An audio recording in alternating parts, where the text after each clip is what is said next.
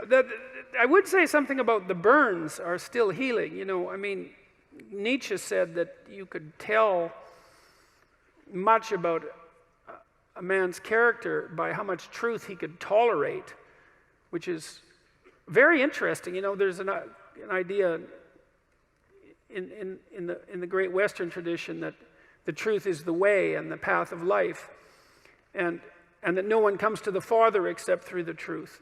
And I believe that to be the case, because I don't think that you can manifest who you are without the truth. And so I think it's literally and metaphorically truth, that the pathway to who you could be if you were completely who you were is through the truth.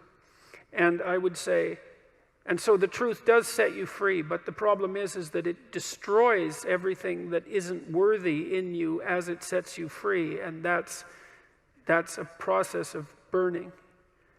And it's painful, because you cling to what you shouldn't be, partly out of pride and partly out of ignorance and partly out of laziness, and so then you encounter something true, and you all know this perfectly well, because when was the last time that you learned something important that wasn't a blow of some sort, you know? And it's often you look back at your life and you think, oh God, I really learned something there. I wouldn't want to do that again, but it really changed my life. I mean, sometimes it can really destroy you, you know, an encounter with the truth, and you never really recover. But now and then something comes along and straightens you out, and a lot of you has to go. A lot of you has to burn away, you know, and I suppose in some sense the idea is that everything about you that isn't worthy is to be put into the flames. And that's another reason to be not so casual about claiming what you believe, because it isn't something that you undertake without due caution. You know, I learned when I was a kid, about 25 or so, a little older than a kid, that almost everything that I said was one form of lie or another. And I wasn't any worse, I would say, than the people that I was associating with, or any better. And the lies were manifold, you know. They were attempts to win arguments for the sake of winning the argument. That might be one.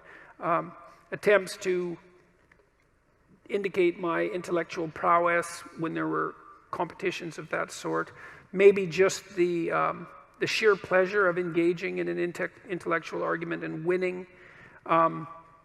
My inability to distinguish between ideas that I had read and incorporated because I had read, but hadn't realized that I hadn't yet earned the right to use, all of that.